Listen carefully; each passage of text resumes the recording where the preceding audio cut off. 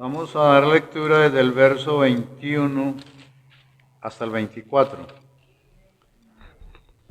Evangelio según Marcos, capítulo 9, verso 21 al 24, dice así: Jesús preguntó al Padre: ¿cuánto tiempo hace que le sucede esto? Y él dijo: desde niño, y muchas veces le echan el fuego y en el agua para matarle. Pero si puedes hacer algo, ten misericordia de nosotros y ayúdanos. Jesús le dijo: si puedes creer, al que cree, todo le es posible. E inmediatamente el padre del muchacho clamó y dijo: creo, ayuda mi incredulidad. Y cuando Jesús vio que la multitud se agolpaba, reprendió al espíritu inmundo, diciéndole: espíritu mudo y sordo, yo te mando, sal de él y no entres más en él. Amén. Gloria al Señor Jesucristo. Sin fe es imposible agradar a Dios, dice la Biblia en Hebreos 11:6.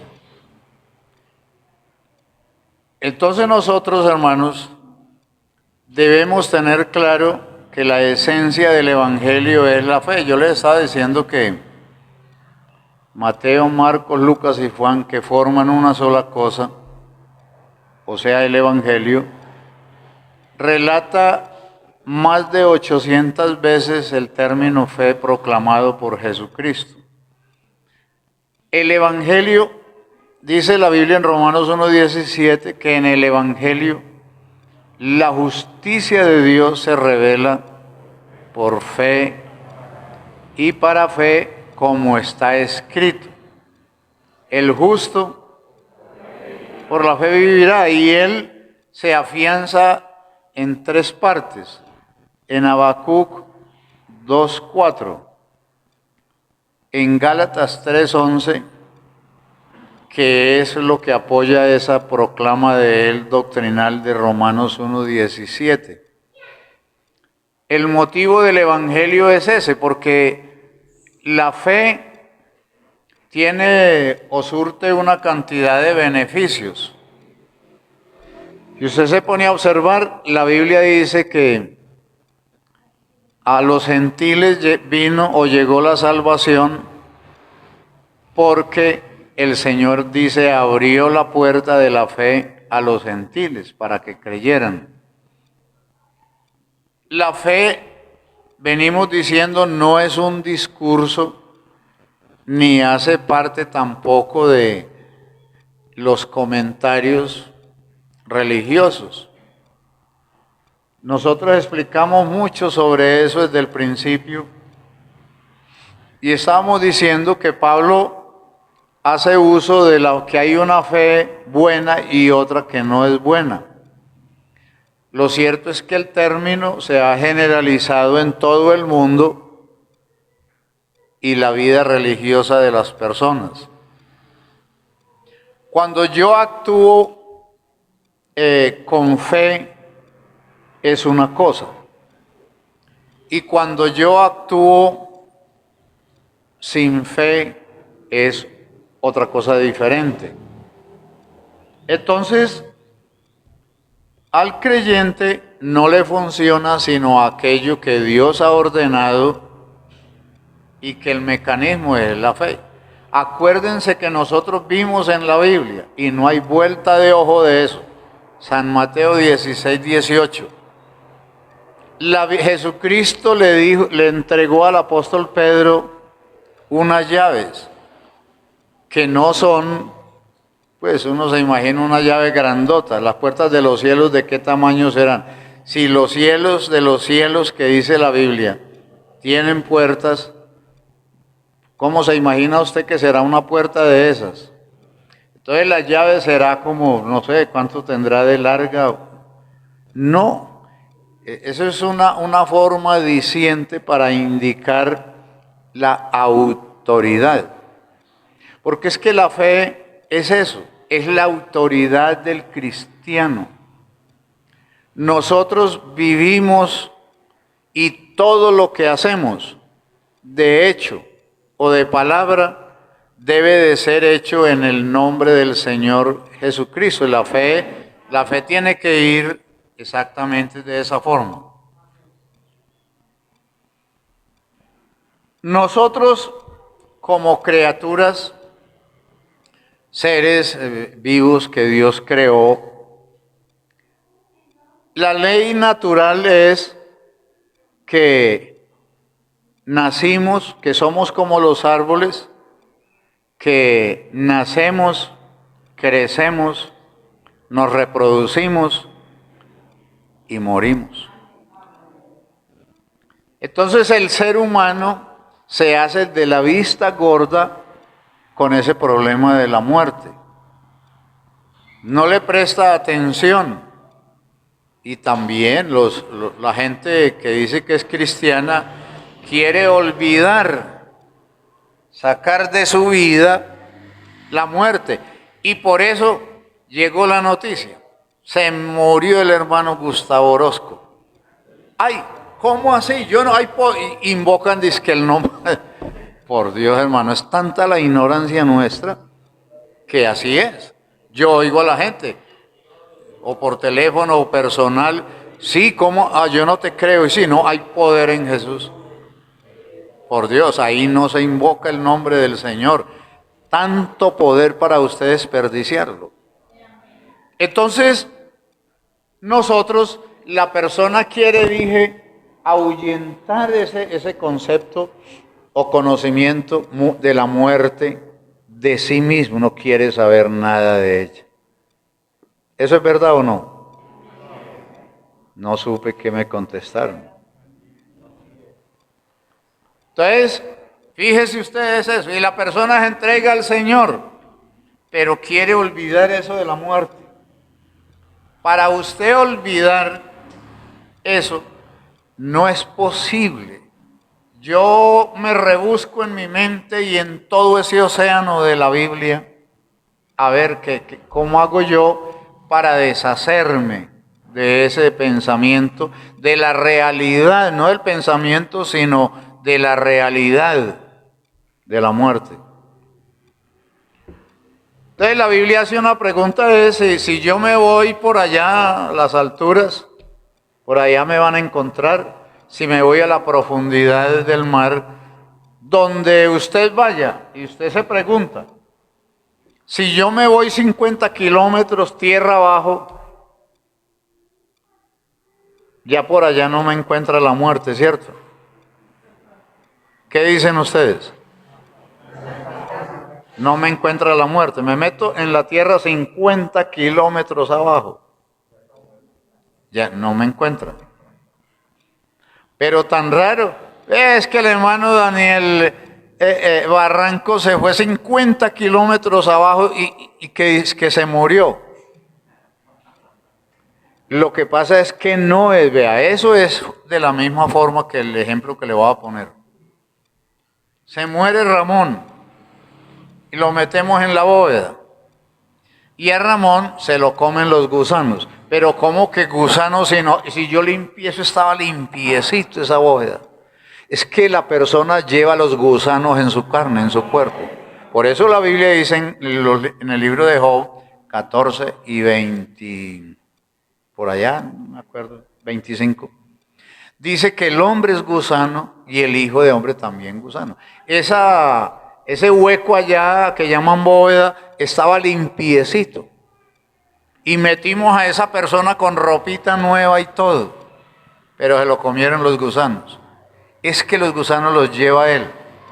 De esa manera tan clara pero tan expedita, la persona se puede ir a la profundidad de la tierra y la muerte lo alcanza. No es porque usted cree que la muerte vino de Australia o vino del Japón o no sé de dónde. No, la muerte está a un paso de su creador, porque Dios no creó la muerte. Eso es lo que hemos venido insistiendo. La muerte la creó el hombre. De acuerdo a Génesis capítulo 2, versos 16 y 17. El día que pecares, ese día morirás. No había muerte. Ese día morirás. El hombre la creó porque transgredió el mandamiento y entonces vino la muerte física y la muerte espiritual o la separación de Dios. Entonces por eso esa persona va a ir a cualquier lado y la muerte lo va a alcanzar. Pero el motivo es ese.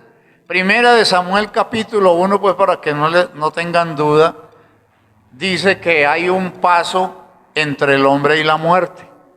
Vive Jehová y vive mi alma, que hay un paso entre la muerte y yo. Esa es la distancia. De manera que usted se metió 50 kilómetros abajo y a un metrico está la huesa. Ahí está la calavera.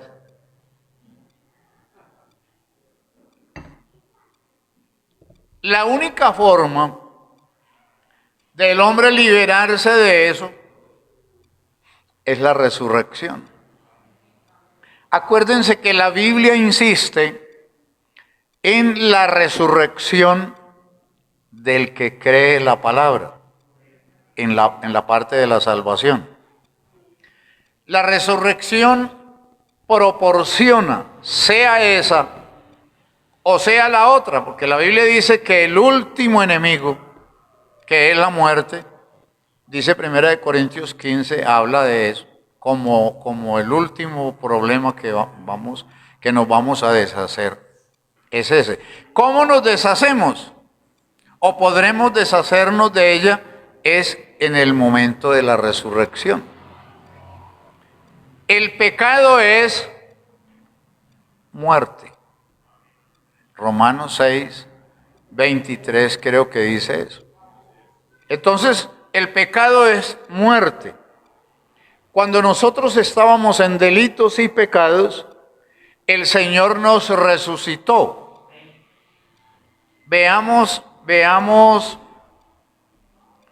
el pasaje de Isaías 26.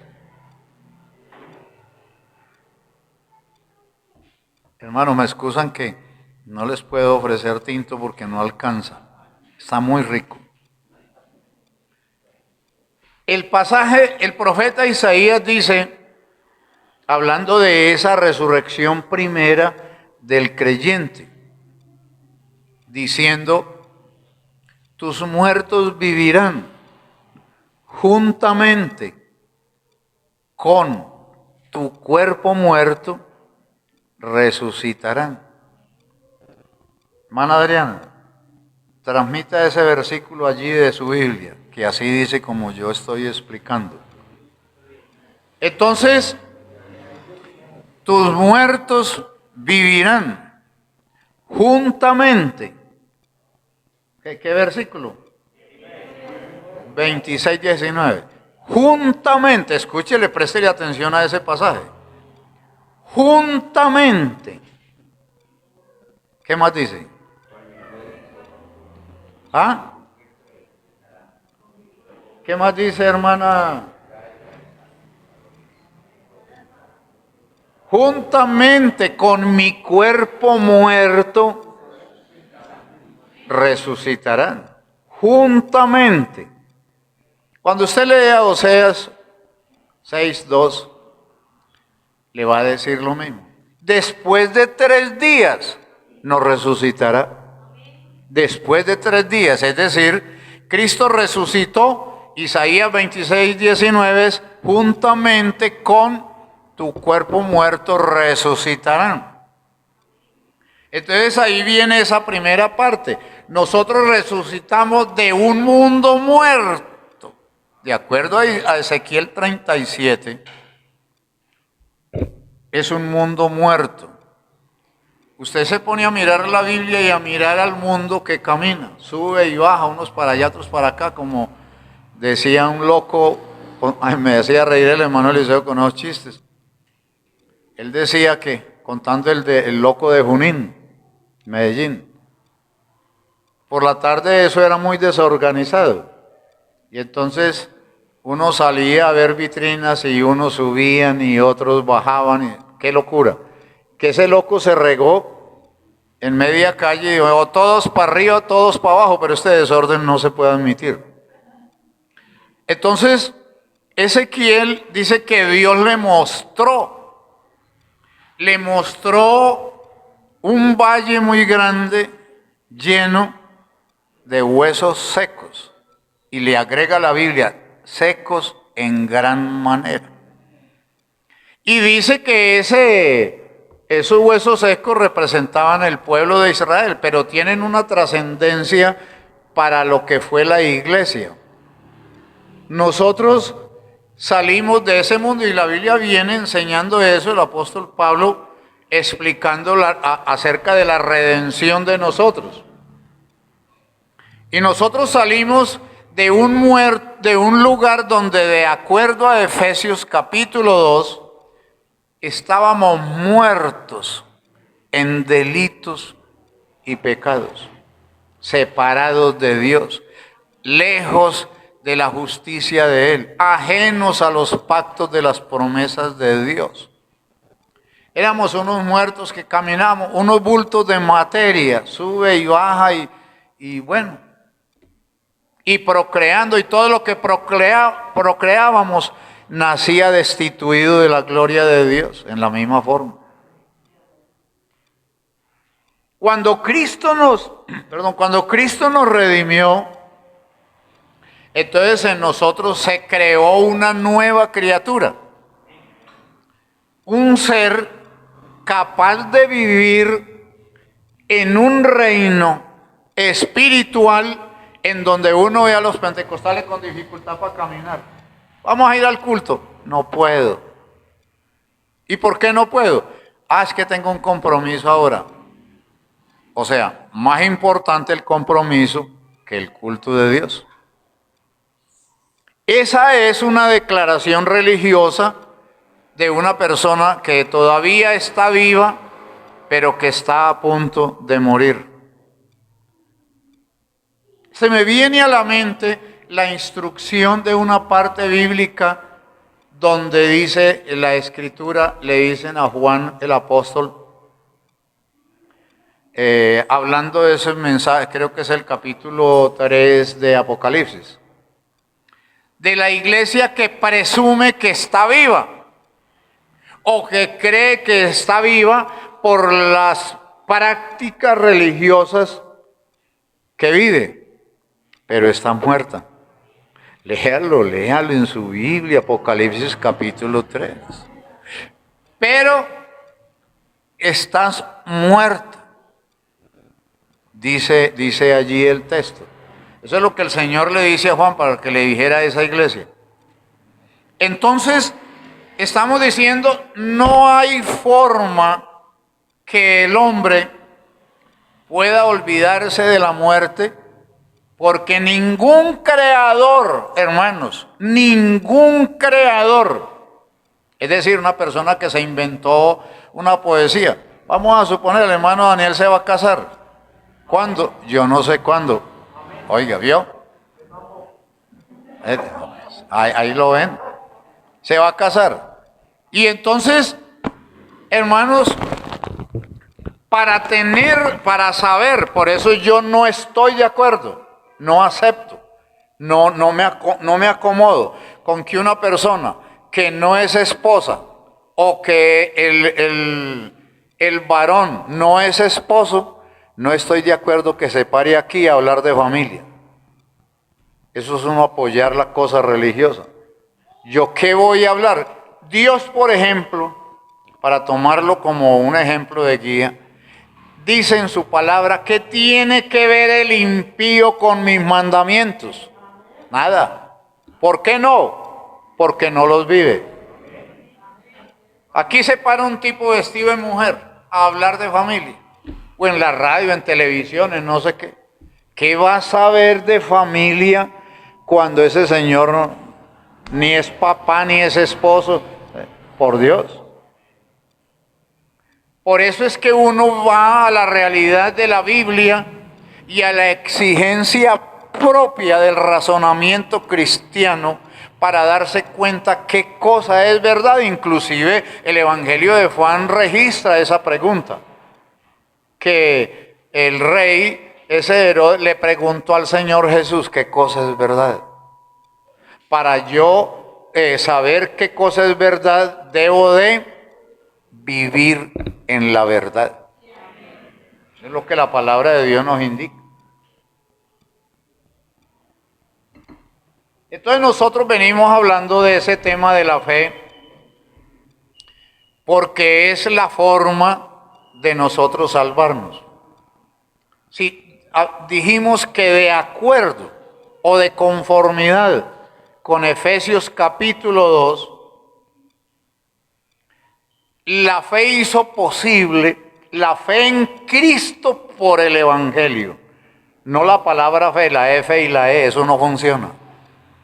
Sino gracias a la fe que recibimos a través del Evangelio del Señor Jesucristo, de acuerdo o de conformidad con Romanos 10, 17, nosotros llegamos a posicionarnos en la vida espiritual. El apóstol está diciendo que fuimos salvos por gracia, por medio de la fe. Yo no sé si es el versículo 2 o 3 de Efesios capítulo 2. Entonces, estamos diciendo, nosotros somos caudillos, nosotros somos las personas que podemos disfrutar de esa bendición y de decir que nosotros resucitamos juntamente con Cristo. Cuando Cristo resucitó de los muertos, léase a Isaías 51, 1 y 2. Cuando Cristo resucitó de los muertos, nosotros fuimos resucitados juntamente con Él en los términos que ya citamos de Isaías 26, 19 y de Oseas capítulo 6. Resucitamos juntamente con Él. Entonces hay alguien que quiere a usted dañarlo y sabe que tiene que buscar la manera de que usted sea debilitado en ese tema de la fe. Y entonces decíamos, las religiones perdieron, se desubicaron de allá, incluyendo esta religión. Se desubicaron de ahí y se dedicaron al discurso. Y eso no les ha funcionado hasta hoy, ¿no? Porque todos los días ustedes van a ver las religiones de para atrás, en hechos. Puede que se aumente en grupo, pero en hechos para abajo. El ladrón sigue robando. No crean ustedes que delito es solamente el raponero que le robó el bolso allí a la hermana Adriana Judy Montiel. No. Hay creyentes que son ladrones y los ladrones no entran.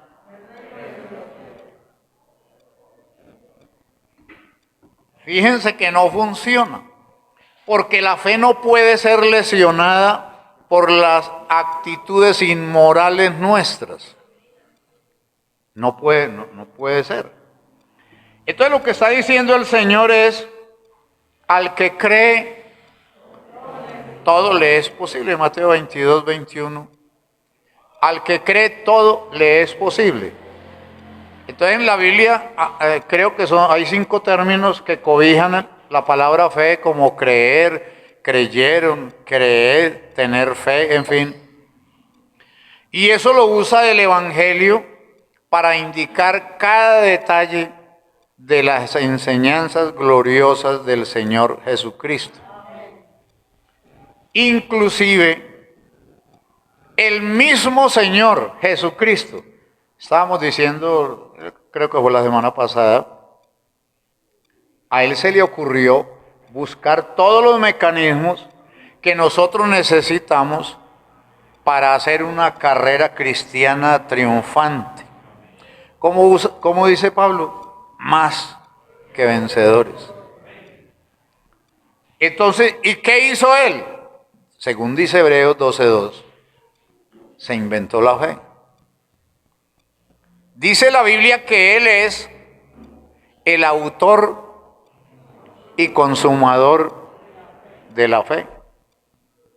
Entonces, todo se hizo exactamente, y por esa razón entraremos por allá a final de año, creo, si el Señor nos tiene pues vivos y con salud, entraremos a ese otro escalafón, que es que por esa razón de Hebreos 12:2 es que usted va a encontrar en la Biblia este término.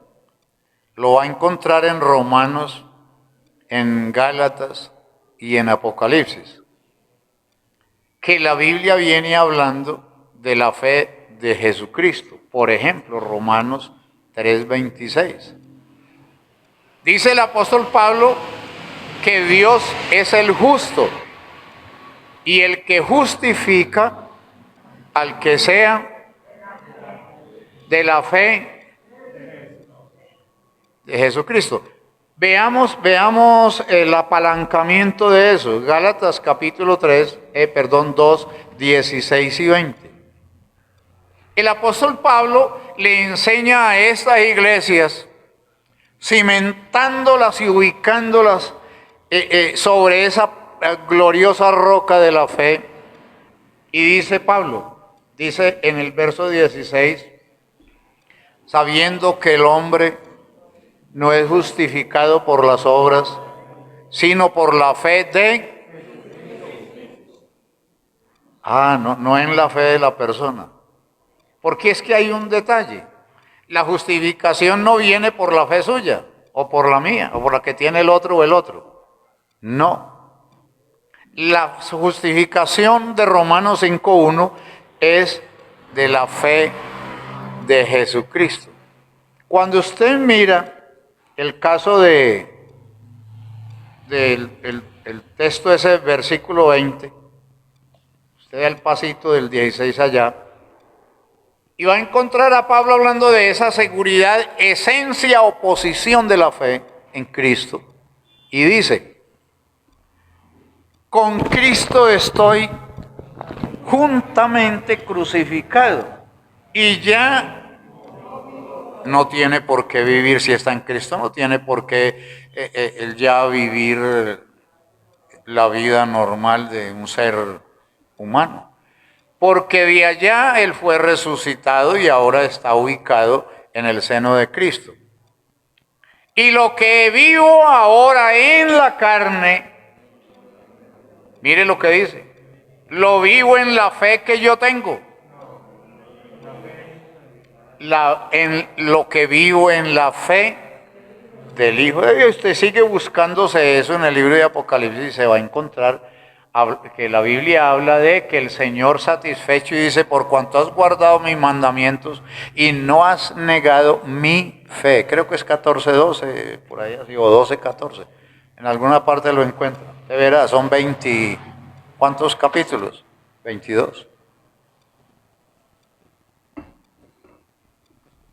Entonces, nosotros tenemos un mecanismo. Yo estaba observando la forma de la proclamación de la oración para los últimos tiempos profetizada por el profeta Daniel. No Barranco, sino Daniel el judío, ese. Él profetizó eso para los últimos tiempos. Hoy la gente se va, amanecen allá un grupo en no sé dónde, en una vigilia.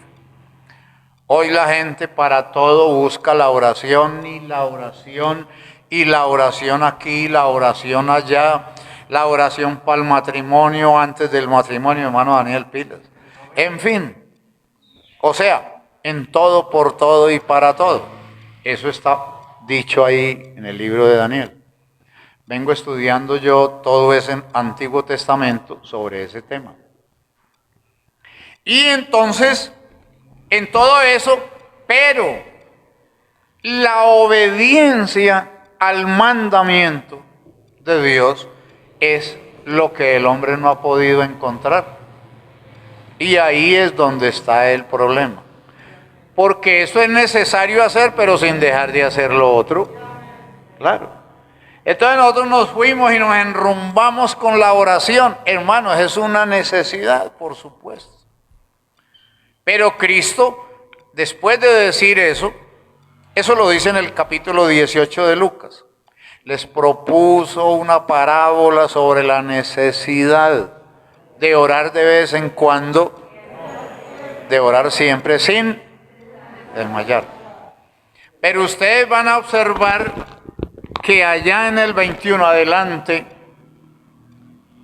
está diciendo, cuando el Hijo del Hombre venga, ¿hallará fe en la tierra? La respuesta es no. Yo quiero que ustedes comiencen a funcionar el cerebro con estas palabras que la Biblia dice. Romanos 1:17. Porque en el Evangelio la justicia de Dios se revela o se da a conocer por fe y para fe, como está escrito. ¿Cómo está escrito? Entonces vamos a decir, no hay fe. ¿Cuál es la posición de ese creyente? De acuerdo a lo que usted está leyendo ahí. ¿Cuál es la posición? ¿Cuál es el estado de esa mujer creyente o de ese hombre? Muerto. Y los muertos no pueden adorar a Dios. Entonces fíjese usted que cuando comenzamos a escudriñar la Escritura, empezamos a encontrar problemas y dificultades. Una persona que haya resucitado juntamente con Cristo, porque no hay otra forma, ni otro mecanismo, esa persona tiene vida en Cristo. Y hay un juego de palabras o de términos ahí que es la voluntad suya con la voluntad de Dios. Dios no quiere la muerte del pecador, sino que se arrepienta y viva. La voluntad del creyente es sencillamente que quiso caminar con Cristo hasta hoy y ya no quiso más. Pero ¿y por qué eso así? Porque el reino de los cielos no es obligatorio para nadie. Es una cosa a plena voluntad del ser humano, el que quiera. El que quiera ser salvo, venga a Cristo. Si usted tenía a Cristo, nunca le diga a otra persona, vaya a Cristo. Siempre decimos venga a Cristo. Entonces, de lo contrario, la persona pues no, se quedó allá. Y nosotros no podemos tener nada allá, tenemos que cortar con el mundo completamente. Nada. Al creyente hoy en día lo afecta demasiado la parte social. La parte social el diablo es muy tremendo. Él usa la familia de nosotros. Y entonces le dicen al hermano Raúl que allá hay un matrimonio, una fiesta muy grande en la fábrica, que se vaya con los amigos. Yo me acuerdo hace muchos años que una compañera de oficina, una abogada, hacían una fiesta en Llano Grande, en la finca de una compañera, y entonces se recogían plata entre todos, usted da tanto, usted tanto y usted tanto, para para el cerdo que compraban, para todos los gastos de esa oficina. Cuando la jovencita esa llegó a mi escritorio, Ricardo, a vos te tocó 50.000. Y yo, 50.000, ¿para qué? Que pues que la fiesta de fin de año que vamos a hacer, de los compañeros que nos vamos a despedir. Hermanos, yo estuve 10 años en la administración del municipio de Medellín y nunca yo me familiaricé con nadie y la gente me quería mucho. Yo sé que sí, me lo manifestaron, realmente un aprecio muy grande y yo siento y sentí afecto por lo que fue la Secretaría de Hacienda, que la quise mucho. Pero nunca yo participé en nada de eso y nunca me dejé engrupir de las amistades. Es decir, a mí eso no entró en mi vida. Porque es que el día que usted se deje atraer por esa situación de sus compañeros en una empresa, cualquiera, pública o privada, hasta ahí llegó su cristianismo. Hay hermanas, por ejemplo, que trabajan en la parte pública o en una empresa privada y entran al trabajo siendo fieles a Dios y a los poquitos días usted las va a ver vestidas de otra manera, que ellas empiezan a manifestarse por esa parte y comienza a haber una situación totalmente diversa. Y uno admira a otras mujeres jóvenes que trabajan también en parte privada o con familias y se mantienen su testimonio intacto, su fe intacta. Y quiero informarles que eso le transmite a uno un gozo maravilloso.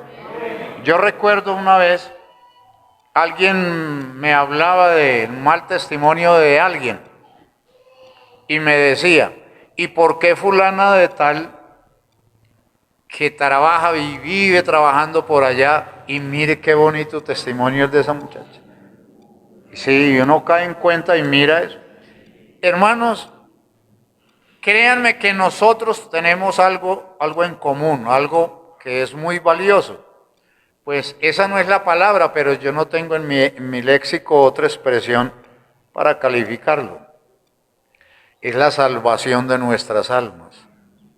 Eso no tiene valor. Pues porque es que con qué el ser humano puede comprar la salvación del alma. O sea, no puede. Entonces, en ese estado o condición, el mundo y nosotros morimos para el mundo. Me acuerdo un cántico que se usaba mucho en Urabá cuando una persona la bautizaban, o en el río, en el bautisterio, en el templo. Adiós mundo que hasta ayer estuve en ti. ¿Se acuerdan? Entonces, así fue, así. Eso lo cantábamos mucho. Ahora ya los músicos, como hermano Daniel, se olvidaron de eso. Pero lo usamos mucho. Claro. Entonces, adiós mundo que hasta ayer estuve en ti. Cuando yo entro al altar del incienso a adorar al Señor y tengo ese cordón umbilical pegado del mundo, a mí eso no me va a funcionar con lo que yo necesito y con lo que yo quiero. Un ejemplo, un día me dice mi jefe a mí, era un jefe de lujo, como se dice, Ricardo, yo era el secretario general del departamento jurídico de la Secretaría de Hacienda de Medellín, con muy buenos resultados y mucho éxito. Y hermano, me dice el jefe, Ricardo, tenían las muchachas una natillera, que creo que es que llaman eso, y vendían cigarrillos y de todo. Le dice, Ricardo, dame el favor y le llevas esta cajetilla de cigarrillo al secretario de despacho que me acabó de llamar y que quiere fumar Marlboro, creo que es que llamaba un cigarrillo. ¿Usted fumó, José, de eso? No, mucho cuidado, hermano.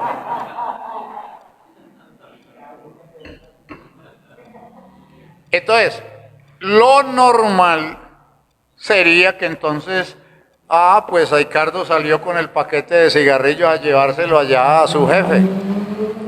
No, no, ¿por qué no?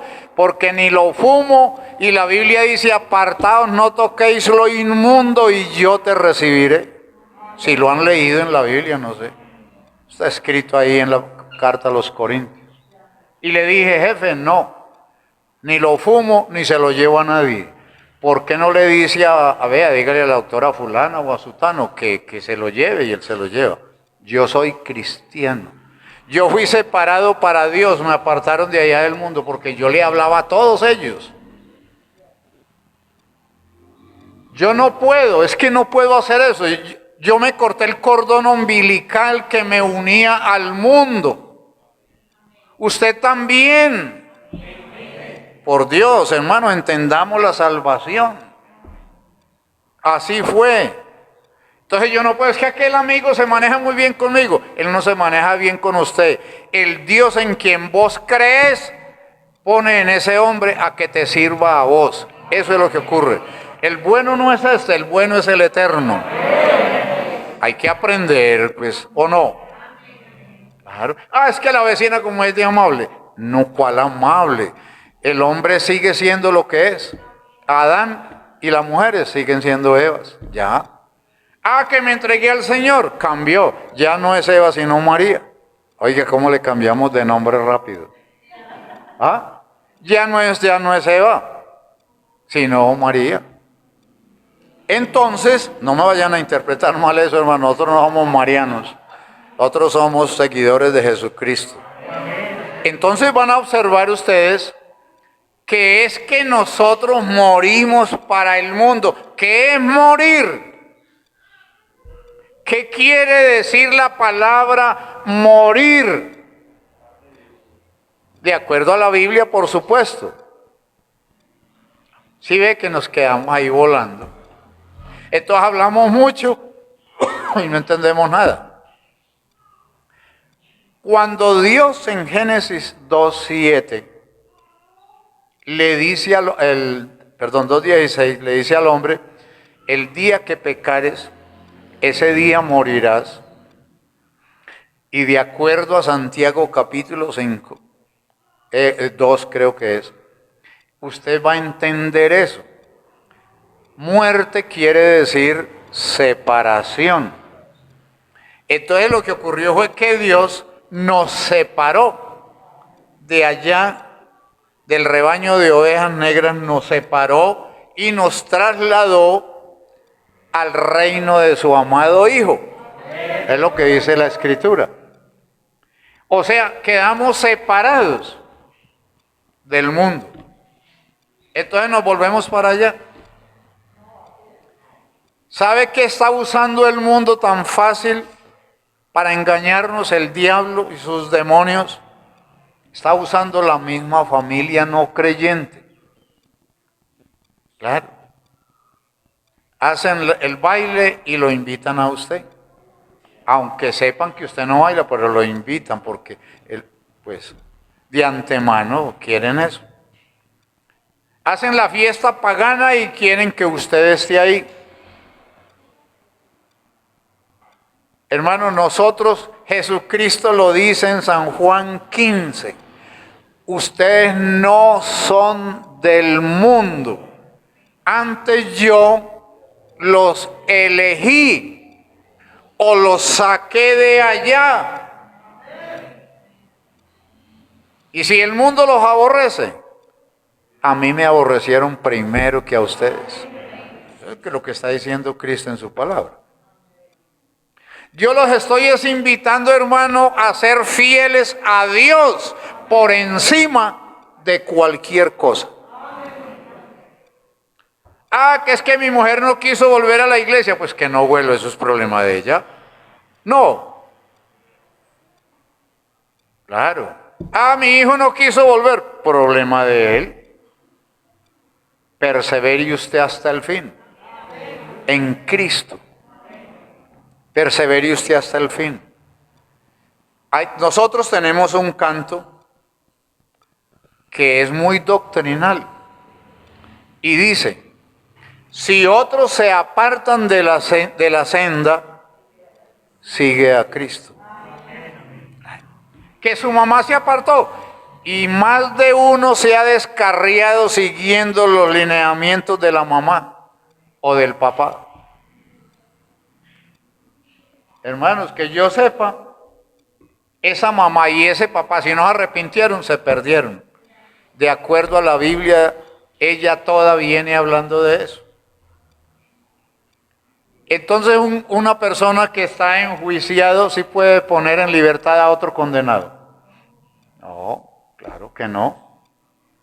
Por eso es puestos los ojos en Jesús, autor y consumador de la fe.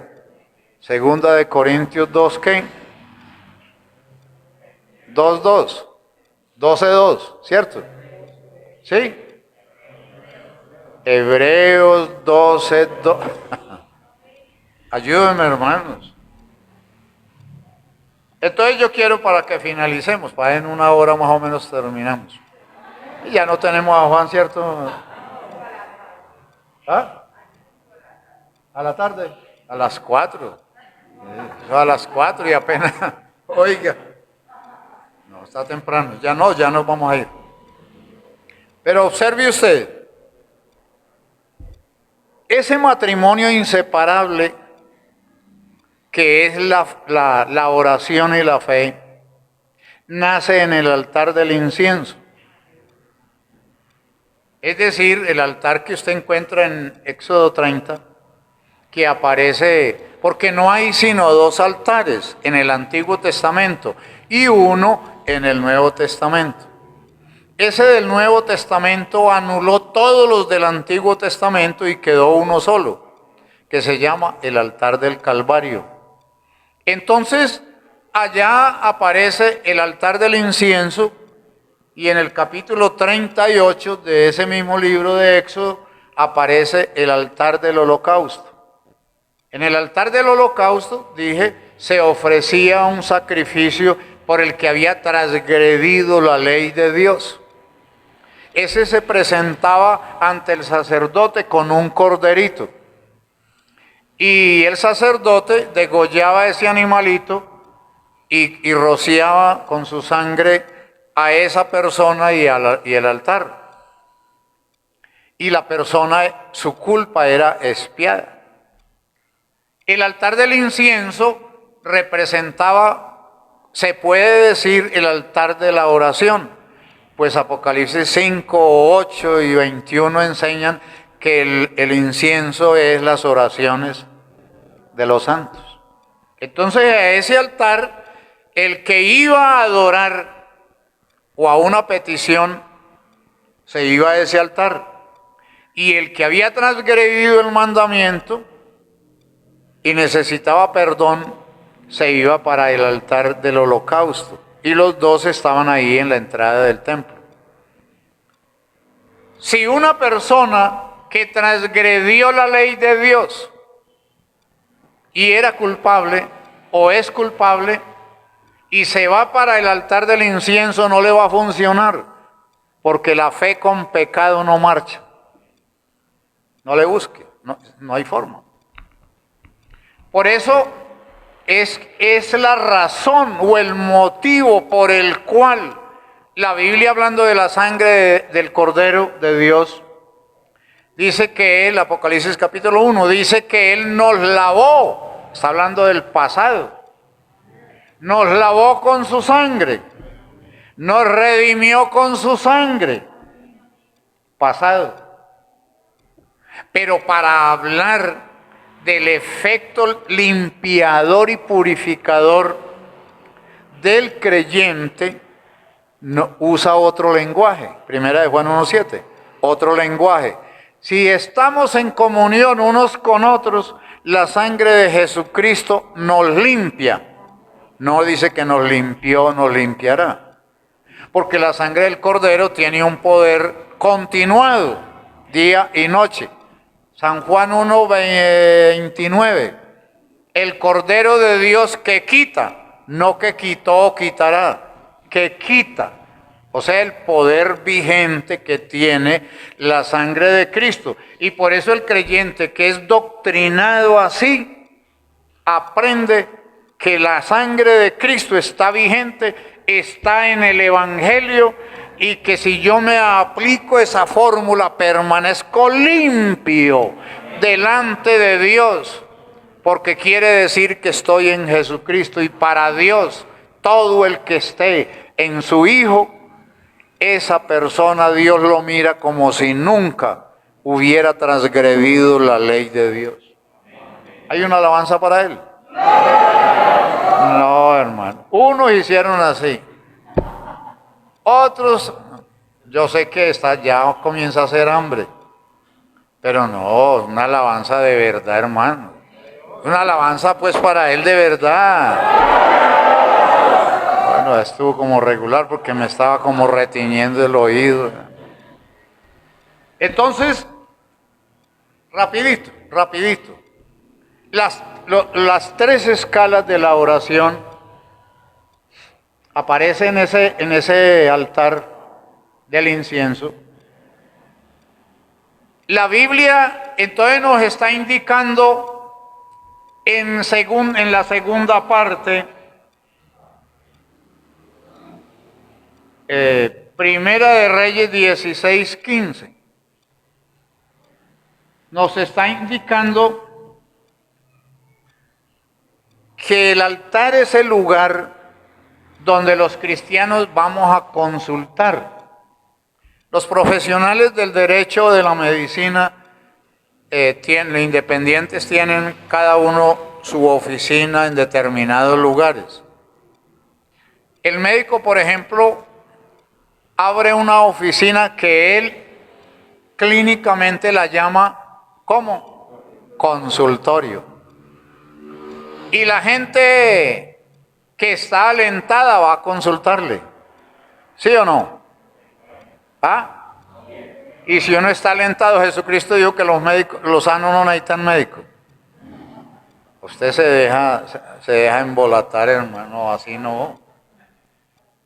Vean, hermanos, es que al altar de Dios, lo que está enseñando ahí la Biblia es ese lugar de consulta. Cuando uno aprende a conocer y amar esas cosas, es lo que a uno lo va fortaleciendo en Cristo. Ni para allá ni para acá. Firme, tajante. Aquí un hermano que pues no está porque estamos fraccionados, estaba diciendo que ese pastor que llegó es muy cortante, muy tajante. Pero resulta que no es así, sino que cuando uno cree, conoce, entiende y vive lo que dice el Señor en su palabra, entiende que la justicia de Dios es derecha. No se inclina ni para allá, ni se inclinan para el otro lado, sino que es recta. Y nosotros tenemos que aprender. ¿Qué tal nosotros con un Cristo que hoy nos oye y mañana no? ¿Ah? ¿Usted se amaña con un Cristo así? Por Dios, eso es obvio, eso es de ese tamaño. Entonces, ese es el lugar de consulta de los cristianos, el altar del incienso. Nosotros consultamos de rodillas, Señor. Por ejemplo, me imagino al hermano Daniel que ha consultado a Dios y como que Dios no le ha dado la respuesta positiva. ¿Cuánto, hermana? ¿Cuántos años? No puede decirlo así. ¿Cuántos? Ya, ella no sabe la respuesta. Hermano Daniel, el lugar es para consultar. Señor, ¿será que me puedo casar con Laura Manuela? El Señor como que no le ha respondido. Porque yo le clamé a él y dije, Señor, yo me quiero casar con Luz Mary. Eso se lo decía yo estando en Andes, el pueblo de la hermana Laura Manuela. Señor, vea, ¿será que yo me puedo casar con Luz Mary? y prontico, yo creo que ni los 6 meses. Sí, eso fue rápido. Porque, no, pero era que había otro que me la quería quitar. Había otro, un hermano estudiante de la Universidad Nacional, hijo de una hermana, yo no sé si estudiaba ingeniería, creo, pero yo no sabía que ella tenía ese muchacho que le estaba haciendo ojitos. Cuando yo llegué a la vida de ella, y había pues el otro que hoy es un gran pastor de la iglesia, entonces el hombre como que le estaba... Cuando ella me contó, a mí me enseñó un tío que cuando uno quiere una mujer, no le pregunta si es casada, soltera, viuda o renegada, no sé qué. Entonces yo le dije, no, yo no tengo nada que ver con eso. Si usted quiere casarse conmigo. Y ella dijo que sí. Y me casó hace 45 años. Entonces en el altar, hermanos, se le pregunta al Señor con la fórmula de la Biblia. La oración, hermanos, es incompleta cuando usted no la hace con fe. No sirve, no funciona, no hay resultados, es religiosa plenamente. No hay el resultado que usted busca. Porque Colosenses 3:17, la Biblia dice, todo lo que hagáis no es un todo relativo, sino un todo total. Todo lo que hagáis de hecho o de palabra, hacedlo en el nombre del Señor Jesús. Entonces fíjese usted, esa oración de fe sí sana al enfermo, pero en el nombre de Jesucristo. Léalo, vuelva a leerlo si quiere, mire, que ahí está esa fórmula muy clara. Entonces, la persona en ese altar es donde consulta a Dios, ¿hago esto o no lo hago? El hermano Daniel, ¿me caso con Laura Manuela o no? No ha habido respuesta. Ella tiene que orar al Señor para que el Señor le dé la respuesta. ¿Cierto que sí? Bueno, resulta que finalmente, o para que ya nos despidamos, nos vamos a buscar el caldo. Aquí ustedes no invitan, hermanos. Entonces vamos a encontrar que la Biblia dice, el altar es el lugar donde Dios responde la oración. No la busque en otro lado. Estábamos diciendo que el que manda un mensaje o hace una consulta, yo veo a la gente consultándole al médico, doctor, ¿cómo apareció? Si estudió mis exámenes, averiguando por el resultado de esa petición que hizo al médico. Nadie manda un mensaje y se olvidó de él. Yo oigo a la gente, ¿recibiste lo que te mandé? Porque está interesado en que la otra persona reciba la razón, el mensaje o el regalo. Ah, hermano Daniel, ¿usted le manda cierto a ella? Él dice que sí. Más o menos, o sea que ya nos da 50% negativo. Entonces, mire lo que está diciendo. La Biblia dice, en Primera de Crónicas 21:26, ese altar, allí responde Dios. O sea que en el altar hice la consulta y en el mismo altar vuelvo a buscar la respuesta. En el nombre del Señor Jesucristo. Esa es la oración bíblica, doctrinal, cristiana. Lo demás es religioso. Yo en eso no creo. Y no soy capaz hasta que no haya alguien que me convenza bíblicamente. Porque para mí la ciencia de la Biblia es lo que me dio la formación que tengo espiritualmente. Y a usted, eso es para todos. Claro que hay que sacrificar tiempito. Claro, hay que lucharla. No es así, eso no viene así y la meten al bolsillo. Eso hay que lucharlo. Pero eso es lo que a uno lo ayuda. Fíjense que estamos hablando de algo organizado, establecido, como una cadena. El altar del incienso necesita del altar del holocausto. Y repito, la persona que ha transgredido la ley de Dios necesita es perdón.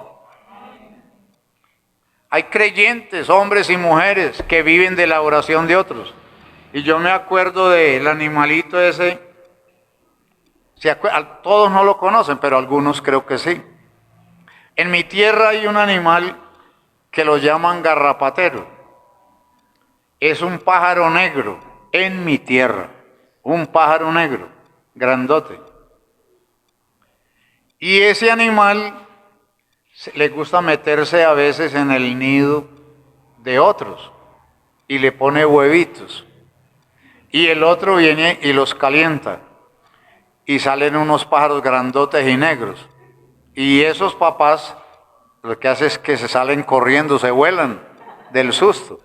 Porque eso salió de esos pichones negros. ¿Sí ve usted? Entonces, en esta parte que estamos diciendo, va a haber un resultado positivo. Si nosotros hacemos las cosas en ese orden que la Biblia lo está diciendo. Porque es que uno clamarle a Dios y vuelve a clamarle 5 años, 10 años, 14. Mi esposa y yo estuvimos 16 años y nada. Y ella muriéndose. Ella era muy bonita cuando estaba joven. Todavía se le ve que es bonita. Todavía se le ve, ¿cierto? Ella es bonita. Bueno, y hermano, y enferma, y muriéndose, y empieza a enflaquecerse. Y se murió el primer bebé hermanos, y yo dije, Señor, pues, ¿qué pasó pues? Vea, Señor, 16 años. Señor, pero vea, entonces, no, mejor dicho, ¿qué no le dije yo? Y un día cualquiera, en su voluntad y en su tiempo, decidió quitar el problema. Y véala feliz, ella con su tapabocas negro y feliz. Claro. Y se me quitó a mí ese problema, esa carga. Imagínese este pobre ciudadano toda la noche sobándole la espalda con un talego lleno de agua caliente o no sé qué. Dele. Toda la noche ya dormido y cabeceando.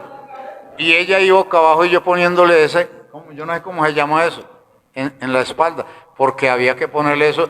No, pobrecita, ella sufrió mucho. 16 años. No fue que pasó, no. Ahí ese problema. Y llévelo allí, que es que llegó el médico, ese sí es mejor dicho. Médico, vea. Ah, sí, me dice un avispado de esos. Hay que operarla de la columna vertebral. Y, oiga, usted me promete, señor médico, que mi esposa no quede en silla de ruedas. Me dice, yo no le puedo prometer eso. Le dije, entonces dejémosla quieta. ¿Y qué es lo que tiene? Hasta ahí somos vaquianos porque no sabía. Y entonces a mí me molestan, hermanos, de verdad me ofende demasiado que a mí una persona me diga que es abogado y no conoce la ley conmigo, pues me ofende. Que me diga que es médico y no sabe que es un bisturí, pues conmigo no va, no puedo. Porque para mí el que sabe, sabe y lo demás. Nosotros sabemos que Jesucristo no es sabio, sino que Él es la sabiduría. ¿Cierto que sí? Y todo eso amerita alabanza para Él. Claro. Entonces, por ese motivo, mis hermanos, en esa forma que la Biblia nos indica ese altar de la oración con fe, lo que dice Cristo.